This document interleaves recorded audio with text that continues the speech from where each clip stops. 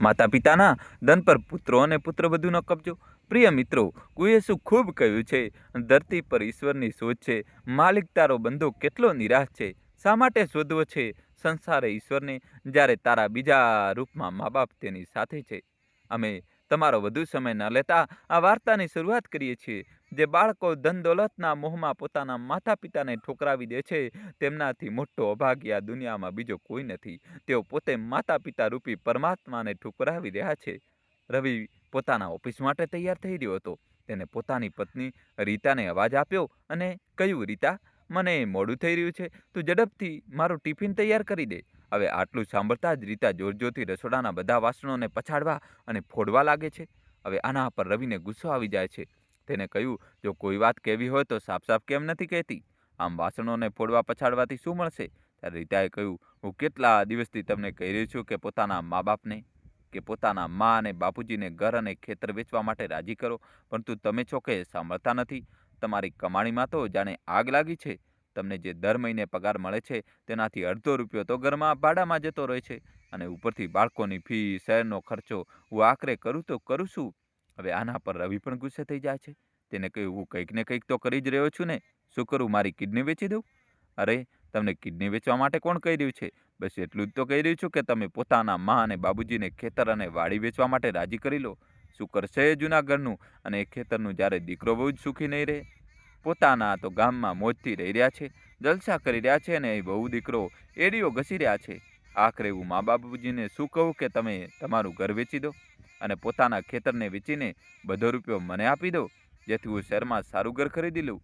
મારે ભાડાના મકાનમાં રહેવું ન પડે કે હું તેમને તેમનું ખેતર વેચવા માટે કહું. મારી સેલેરીથી ઘરનો ખર્ચ પૂરો નથી થતો અને તું પણ બિલકુલ બચત કરવા નથી જાણતી.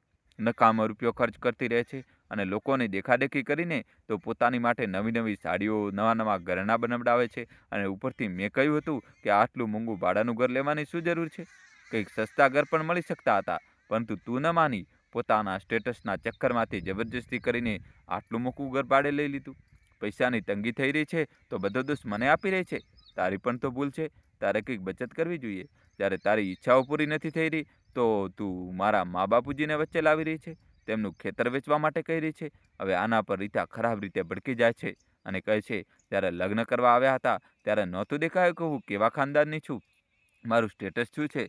મારી કિસ્મત જ ખરાબ છે કે મારા પિતાની દોસ્તી તમારા પિતા સાથે હતી. જેના લીધે મારા લગ્ન તમારી સાથે થઈ ગયા અને હું 4 સાડીઓ શું ખરીદી લઉં છું કે તમારી આંખોમાં ખૂંચવા લાગે છે? અરે, પત્ની છું તમારી તો ખર્ચ કરવાનો અધિકાર બને છે મારો. આવા જ પ્રકારના ઝઘડા રોજ રવિ અને રીતા વચ્ચે થતા હતા. રોજ રોજના ઝઘડાથી રવિ ખૂબ જ કંટાળી ગયો હતો. હવે તેને પણ પોતાની પત્ની રીતાની વાતો યોગ્ય લાગવા માંડી હતી. જો આપણે શાંતિથી રહેવું હોય તો મા બાપુજી સાથે વાત કરવી પડશે. એક દિવસ તો રીતાએ રવિને ધમકી પણ આપી દીધી, છોકરા અને મા બાપમાંથી કોઈ એકને ચૂંટો. જો તમે તમારા માતા પિતાને ચૂંટ્યા તો હું તમને છૂટાછેડા આપીને મારા પિયર જતી રહીશ અને તમારા પર કેસ કરી દઈશ. દર મહિને આવતા રહેજો મેન્ટેનન્સ, ત્યારે તમારી અક્કલ ઠેકાણે આવશે. આ રોજ રોજના ઝઘડાથી હેરાન થઈને રવિએ નિર્ણય કરી લીધો કે જો આપણે સુખી રહેવું હોય તો મારે મા પિતા સાથે વાત કરવી પડશે, નહીં તો મારું વસેલું ઘર ભાંગી જશે. એક દિવસ રવિ પોતાની પત્ની રીતાને કહે છે, રીતા, ચાલ તારી વાત માની લઉં છું. મેં પણ હવે વિચારી લીધું છે, આ રીતે લડવા અને ઝઘડવાથી કંઈ નહીં થાય. અતિશય ઠંડી પડવાને કારણે બાળકોને 15 દિવસની રજાઓ પડી ગઈ છે. તો આપણે એવું કેમ નથી કરતા કે 10 દિવસ માટે મા અને પિતાજી પાસે ચાલીએ, ગામડે ચાલીએ અને ત્યાં જઈને સમય મળતા હું ખેતર અને ઘર વેચવાની વાત કરીશ. પોતાના પતિના મોઢેથી આ વાત સાંભળીને જાણે રીતાની તો બધી ઈચ્છાઓ પૂરી થઈ ગઈ હતી. મનમાં ખૂબ ખુશ થાય છે અને તે જવા માટે તૈયાર થઈ જાય છે. બીજા દિવસે રીતા અને તેનો પતિ રવિ પોતાના બંને બાળકોને તૈયાર કરે છે. 4 વર્ષ પછી રવિ અને રીતા પોતાના બંને બાળકો સાથે ઘરે આવ્યા હતા. પોતાના બાળકોને પોતાની આંખો સામે જોઈને રમેશજી અને ગાયત્રીજી ખૂબ જ ખુશ થાય છે. ગાયત્રીજી તો જાણે સમાતા નહોતા પોતાના દીકરાને પોતાની સામે જોઈને. ઝડપથી રસોડામાં જાય છે અને તેમના માટે નાસ્તો તૈયાર કરે છે. ત્યાં સુધીમાં રીતા પણ પોતાની સાસુ પાસે રસોડામાં આવી ગઈ અને કહેવા લાગી, માજી, તમે આ શું કરી રહ્યા છો? મારા હોવા છતાં તમે રસોડામાં કામ કરશો? તમે બેસો અને હું નાસ્તો બનાવું છું. દોસ્તો, કહાની છેલ્લા સુધી જોજો અને ચેનલ સબસ્ક્રાઈબ કરી દો. ગાયત્રીજીએ કહ્યું, બહુ, આટલી લાંબી મુસાફરી કરીને આવી છે, થાકી ગઈ હોઈશ, આરામ કરી લે, નાસ્તો હું બનાવી દઉં છું. પરંતુ ક્યાંની વાત? રીતાના મનમાં તો કંઈક બીજું જ ચાલી રહ્યું હતું. તેને પોતાની સાસુને એક કામ કરવા ન દીધું અને ઝડપથી બધો નાસ્તો બનાવી દીધો. ગાયત્રીજી મનમાં વિચારે છે, મેં તો વિચાર્યું હતું કે રવિ શહેરમાં જઈને શહેરનો જ થઈને રહી જશે, આપણા આપેલા સંસ્કારોને ભૂલી જશે, પરંતુ નહીં, આપણા બાળકો તો આપણા આપેલા સંસ્કારને પકડી રાખે છે. હવે આ જ રીતે રવિ પોતાના મા અને પિતાજી સાથે ખૂબ જ સારો વ્યવહાર કરતો, દરેક કામમાં તેમની મદદ કરતો, તેમની સેવા કરતો, પોતાના પિતા સાથે રોજ ખેતરે જતો, ખેતરનું કામ મળીને કરાવતો, બધા મજૂરોને તે પોતે શોધીને લાવતો અને ખેતરના કામોમાં લગાવતો. બીજી બાજુ રીતા પોતાની સાસુની તો એટલી સેવા કરતી જાણે વહુ નહીં પણ દીકરી હોય. આખો દિવસ માજી કરીને આગળ પાછળ ફર્યા કરતી, નવા નવા સારા સારા પકવાન બનાવીને ખવડાવતી, રોજ સવાર સાંજ પોતાની સાસુને તેલ લગાવતી, તેમના પગ દબાવતી, તેમના વાળ ઓળતી, ચોટલો ગૂંથતી, ખૂબ જ જીવ પરોવીને પોતાની સાસુની સેવા કરી રહી હતી અને મીઠી મીઠી વાતોમાં ફૂસલાવીને પોતાની સાસુ પાસેથી ઘરેણા અને રૂપિયા પૈસાની જાણકારી લઈ રહી હતી. મિત્રો, છેલ્લા સુધી જોજો. ગાયત્રીજીના મનમાં વિચારવા લાગે છે, આટલા કષ્ટોથી અમે રવિને પાળ્યો પોષો, આજે અમને એનું ફળ મળી રહ્યું છે. અમે લોકો તો નકામી જ ચિંતા કરી રહ્યા હતા કે શહેરમાં જઈને રવિ બદલાઈ ગયો હશે, અમીર ખાનદાનની વહુ સાથે લગ્ન થયા છે, વહુ પણ ઘમંડી હશે, પૈસાના મોહમાં તે અમને કંઈ નહીં સમજે, પરંતુ મારી વહુ તો સાક્ષાત લક્ષ્મી બનીને મારી સેવા કરે છે, અમારા બંને પતિ પત્નીનું આટલું સન્માન કરે છે. રવિ અને રીતાનો વ્યવહાર જોઈને આસપાસના લોકો પણ રમેશજીને કહે છે, રમેશજી, તમારો દીકરો તો મોટો સંસ્કારી છે, શહેરમાં જઈને સંસ્કાર નથી ભૂલ્યો, ખૂબ ભાગ્યશાળી છો તમે લોકો. આટલું સાંભળતા જ રમેશજીની છાતી પહોળી થઈ જતી અને માથું ગર્વથી ઊંચું થઈ જતું. આખા ગામમાં છાતી કાઢીને ચાલતા. પછી પોતાના વહુ દીકરાનો આટલો પ્રેમ વાત્સલ્ય જોઈને હવે રમેશજી અને ગાયત્રીજીના મનમાં પણ પોતાના વહુ દીકરા સાથે રહેવાની ઈચ્છા જાગૃત થવા લાગે છે. તેઓ પણ પોતાના વહુ દીકરા સાથે જઈને રહેવા માંગતા હતા. આ જ વિચારતા વિચારતા એક દિવસ રમેશજીએ પોતાના દીકરાને પૂછ્યું, રવિ, શહેરમાં કેટલા રૂમનું ઘર તે ભાડે લીધું છે? રવિએ કહ્યું, પિતાજી, 2 જ ઓરડા છે. એક ઓરડામાં તો અમે રસોડું બનાવી રાખ્યું છે. બાળકોને ભણાવવા ગણાવવામાં બહુ તકલીફ થાય છે, તો તેઓ ધાબા પર કે પછી બાલ્કનીમાં બેસીને ભણે છે. મારો અડધો પગાર તો ભાડામાં જ નીકળી જાય છે. બાળકીઓની ફી, શહેરનો ખર્ચો. અરે, આ તો સારી વાત નથી. અચ્છા, હું એ વિચારી રહ્યો હતો કે કેમ ના આપણે ગામના ઘરને વેચી દઈએ છીએ અને વચેલા પૈસાથી શહેરમાં એક સારું એવું પોતાનું ઘર ખરીદી લઈએ છીએ, તો કેવું રહેશે? જે વાત રવિ પોતે કહેવા માંગતો હતો પોતાના પિતાને, તેના પિતાએ પોતે જ તેના મનની વાત કહી દીધી. હવે આ સાંભળ્યા પછી રવિ અને રીતા ખૂબ જ ખુશ થઈ જાય છે, જાણે તેમના મનની મુરાદ પૂરી થઈ ગઈ. જ્યારે 10 દિવસમાં તે મને આટલું સુખ આપ્યું તો મારું આગળનું ગડપડ પણ સુધરી જશે. દીકરા, અમે બંને તારી સાથે જ ચાલીને શહેરમાં રહીશું. હવે મને પણ ઈચ્છા થવા લાગી છે કે હું મારા દીકરા અને વહુ સાથે, મારા પૌત્ર પૌત્રીઓ સાથે રહું. એટલામાં ગાયત્રીજી બોલી ઉઠે છે કે અરે, તમે તો મારા મનની વાત કહી દીધી. હું પણ કેટલા દિવસોથી વિચારતી હતી પોતાના વહુ દીકરા સાથે રહેવા માટે, પરંતુ તમારા ડરથી હું કંઈ નહોતી કહેતી. પરંતુ હવે તમે વધુ વાર ન કરો, જલ્દીથી જલ્દી અમારે અમારા વહુ દીકરા સાથે રહેવું છે, એના માટે કંઈક કરો. અંતમાં જઈને રમેશજી કહે છે, ઠીક છે, હવે હું ઘર વેચવાની તૈયારી કરું છું. ઘર વેચીને બધા પૈસા તને આપી દઈશ. આપણે નવું ઘર ખરીદીને રહીશું. ત્યારે રવિએ કહ્યું, પિતાજી, હું એ વિચારી રહ્યો હતો કે શહેરમાં ગયા પછી અહીંના ખેતરોને કોણ સંભાળશે, કોણ દેખરેખ કરશે? તો એનાથી સારું છે કે આપણે ખેતરને પણ વેચી દઈએ છીએ અને કંઈક પૈસા સેવિંગ કરીને રાખી દઈએ છીએ અને એ પૈસાથી નાનો મોટો કારોબાર શરૂ કરી દઈએ છીએ. રમેશજી બોલ્યા, દીકરા, મારા હિસાબે આ જમીન વેચવી ન જોઈએ. મુસીબતમાં અને ખરાબ સમયમાં આ જમીન આપણને કામ આવશે. આ આપણા વડવાઓની જમીન છે. મારું તો મન નથી કરી રહ્યું, પરંતુ ચાલ, તું કહે છે તો એકવાર આ વિશે જરૂર વિચારીશ. હવે આ જ નિર્ણય કર્યા પછી રમેશજી પોતાના ગામના જે ખૂબ ઘનિષ્ઠ મિત્ર મનોહરજી પાસે જાય છે અને કહે છે, મનોહર, મેં નક્કી કરી લીધું છે કે મારા ગામનું ઘર અને ખેતર વેચીને પોતાના બાળકો સાથે શહેર જતો રહું. ત્યાં જ એક સારું ઘર લઈને નાનો મોટો કારોબાર સ્ટાર્ટ કરું, તો કેવું રહેશે? ત્યારે રમેશજીના મિત્ર મનોહરજીએ કહ્યું, રમેશ, આખરે મા બાપ ધન દોલત કોના માટે બનાવે છે? બાળકો માટે જ તો. ઘર અને ખેતરને વેચવામાં કોઈ બુરાઈ નથી. જઈને બાળકો સાથે રહો, એમાં પણ કોઈ બુરાઈ નથી. પરંતુ મિત્રો, આજકાલ તું ટીવી અને અખબારોમાં જોઈ રહ્યો છે, મોબાઈલમાં જોવા અને સાંભળવા મળે છે કે દીકરાઓએ પોતાના મા બાપને વૃદ્ધાશ્રમ મોકલી દીધા, ક્યાંક રસ્તા પર છોડી દીધા, તીર્થ કરવા માટે લઈ ગયા અને ત્યાં જ છોડી દીધા. આટલા બધા સમાચારો સાંભળવા મળે છે. તો મારી સલાહ એ જ છે કે કંઈક વસ્તુ બચાવીને રાખ. બધી જ દોલત પોતાના દીકરાને ના આપી દે. મિત્રો, કહાની છેલ્લા સુધી જોજો અને વિડીયો લાઈક કરી ચેનલ સબસ્ક્રાઈબ કરી દો. હવે નવો ટ્વિસ્ટ આવશે. કેમ કે તું આજે બધું જ વેચી દઈશ તો આગળ ચાલીને કોઈ તકલીફ થશે તો તારે પસ્તાવવું પડશે. પોતાના માટે પણ કંઈક સેવિંગ કરીને રાખ. બહુ દીકરા સાથે રહેવું કોઈ ખોટી વાત નથી. આખરે તેમના માટે જ તો મા બાપ કમાય છે. બધું વિચાર્યા અને સમજ્યા પછી રમેશજી અને ગાયત્રીજીએ પોતાના ગામનું, વડવાઓનું ઘર અને બધી જમીન વેચી દીધી. પોતાના વહુ અને દીકરા સાથે દિલ્હી શહેર આવી જાય છે અને ત્યાં જ પોતાનું એક ઘર ખરીદીને રહેવા લાગે છે. આ જ રીતે કંઈક સમય તો ઠીક ચાલે છે. દીકરો પણ એ જ રીતે મા બાપ સાથે સારી રીતે બોલે છે, વાતચીત કરે છે, સેવા કરે છે, પોતાના કામે જાય છે. પરંતુ ધીમે ધીમે વહુના વલણમાં બદલાવ આવવા લાગ્યો. રીતા અવારનવાર પોતાની સખીઓ સાથે શોપિંગ કરવા જતી, કીટી પાર્ટીમાં જતી, નકામા પૈસા ખર્ચ કરવા લાગતી અને પોતાની પાછળ પોતાની સાસુને આખા ઘરનું કામ કરવા માટે છોડી દેતી. હવે બિચારી ગાયત્રીજી બાળકો માટે સવારે ટિફિન તૈયાર કરતી, સવારનો નાસ્તો બનાવતી, રાતનું ખાવાનું બનાવતી, દિવસભરનું ઘરનું કામ કરતી રહેતી અને રીતા પોતાના મેકઅપ, ફેશનમાં વ્યસ્ત રહેતી. આ બધી વસ્તુઓ જોઈને રમેશજીને બહુ ખરાબ લાગે છે અને તેમણે પોતાની વહુને કહ્યું, વહુ, તારી સાસુ દિવસભર કામ કરતાં કરતાં થાકી જાય છે અને તું છે કે રખડવા ફરવામાં પોતાનો સમય નષ્ટ કરે છે અને ઉપરથી ખોટા ખર્ચા કરે છે. અવારનવાર બેંકમાં જઈને પૈસા ઉપાડતી રહે છે. અરે, કંઈક મદદ પોતાની સાસુની કરી લીધી કર. બિચારી ગરડી થઈ ગઈ છે. જીવનભર તેને કામ કર્યું, હવે તો આરામ કરે. આના પર રીટાએ તરત જ બેશરમીથી પોતાના સસરાને જવાબ આપ્યો, શું તમે લોકો અહીં બેઠા બેઠા મફતની રોટલી તોડવા માટે આવ્યા છો? જો આ ઘરમાં રહેવું હોય તો કામ તો કરવું પડશે. મારી મરજી, હું જેમ ઈચ્છું તેમ રહું. બેશરમી ભર્યો જવાબ સાંભળીને રમેશજી ચૂપ થઈ ગયા અને કંઈ પણ શું કહે. આના જેવી સાથે વાત કરવી એટલે પોતાના માથા પર પથ્થર મારવા જેવું છે. રવિ પણ પોતાના પિતાથી દૂર ભાગવા લાગે છે.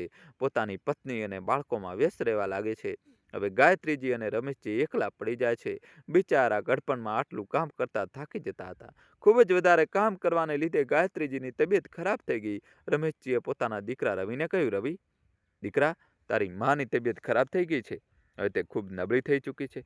તેનાથી ગડપણમાં કામ નથી થતું. કેમ ના આપણે એક કામવાળી રાખી લઈએ? પોતાના પિતાની વાત સાંભળીને રવિએ કહ્યું, પિતાજી, બાકીના પૈસા પણ હવે પૂરા થવા આવ્યા છે. કામવાળીને આપવા માટે પગાર ક્યાંથી આવશે? મારી પાસે તો આટલા પૈસા નથી અને હા, રહી વાત ઘરના કામની તો એ રીતા અને માં સંભાળી લેશે. કામવાળી રાખવાની કોઈ જરૂર નથી. હવે રમેશજી પૂરી રીતે સમજી ચૂક્યા હતા કે ગામમાં આવીને જે વ્યવહાર આપણી સાથે બહુ દીકરો કરી રહ્યા હતા, જે મીઠી મીઠી વાતો કરી રહ્યા હતા, આટલી સેવા કરી રહ્યા હતા, તે શા માટે કરી રહ્યા હતા? હકીકતમાં તેમનું અસલી રૂપ તો આ જ છે. તેમણે આપણી સંપત્તિ બધી વેચાવવા માટે, હડપ કરવા માટે આપણી સાથે જૂઠો નાટક રચ્યો હતો. એક દિવસ રવિ અને તેની પત્ની રીતા પોતાના બાળકો સાથે ક્યાંક બહાર ફરવા માટે તૈયાર થાય છે અને પોતે પણ તૈયાર થઈને બેગ પેક કરીને જવા લાગે છે. આ જોઈને ગાયત્રીજીએ પૂછ્યું, દીકરા, તમે લોકો કંઈ ખાધા પીધા વગર ક્યાં જઈ રહ્યા છો? ત્યારે રવિએ કહ્યું, માં, બાળકોને રજાઓ પડી છે તો અમે વિચાર્યું ક્યાંક બહાર ફરી આવીએ. તમે લોકો તમારું ધ્યાન રાખજો. અમે લોકો કંઈક દિવસો માટે ફરવા જઈ રહ્યા છીએ. ફરીને જલ્દી પાછા આવીશું. આના પર રમેશજી બોલી ઉઠ્યા, તારી માની દવા કરાવવા માટે તારી પાસે પૈસા નહોતા. આજે ફરવા જવા માટે અને બહુને ભેટમાં સોનાનો હાર આપવા માટે પૈસા થઈ ગયા, પરંતુ માની દવા માટે પૈસા નહોતા. કામવાળી રાખવા માટે પૈસા નહોતા. હજી રમેશજીની વાત પૂરી નહોતી થઈ કે રીતા વચ્ચેથી કૂદી પડી, પિતાજી, હવે અમારી ખુશીથી રહેવું તમારાથી જોવાતું નથી. પોતાના જ બાળકોને નજર લગાવી રહ્યા છો. તમને શરમ નથી આવતી? બહુ દીકરાના આટલા કઠોર શબ્દ સાંભળ્યા પછી રમેશજી શું બોલે તે પણ ચૂપ થઈ ગયા. રવિ તેની પત્ની રીતા ગાડી પાસે આવી જાય છે અને ગાડીમાં બધો સામાન રાખવા લાગે છે. ત્યારે જ રવિનો મોબાઈલ તેના રૂમમાં જ રહી ગયો હતો. તેને કહ્યું, હું મોબાઈલ લઈને આવું છું. તે પોતાના રૂમના અંદર ગયો. મોબાઈલ લેવા માટે ગયો ત્યારે ગાયત્રીજીએ જોયું કે દીકરો અને વહુ ખાધા પીધા વગર ઘરની બહાર નીકળી રહ્યા છે. તો તેમના માટે થોડું ખાવાનું પેક કરી દઉં. બિચારા નાના નાના બાળકો ભૂખ્યા પેટે ક્યાં સુધી રહેશે? આ વિચારીને ગાયત્રીજીએ ટિફિનમાં ખાવાનું પેક કરીને રમેશજીને આપ્યું અને કહ્યું, આ ટિફિન વહુને આપીને આવો. બિચારા નાના નાના બાળકો ભૂખ્યા તરસા જઈ રહ્યા છે. ક્યાં સુધી ભૂખ્યા રહેશે? ઘરની બહાર નીકળતા પહેલા થોડું તો કંઈક ખાઈ લેવું જોઈતું હતું. ચાલો, નથી ખાતા તો કોઈ વાંધો નહીં, રસ્તામાં જ ખાઈ લેશે. આના પર રમેશજીએ પોતાની પત્નીને કહ્યું, જે વહુને તું ખાવાનું મોકલાવી રહી છે, એ વહુએ પોતાના સમાન સસરાને કેટલી બેશરમીથી જવાબ આપ્યો, એ તે ન જોયું? મારું તો મન નથી કરતું તેમને ટિફિન આપવાનું. જો તારે આપવું હોય તો જઈને તું જ દે.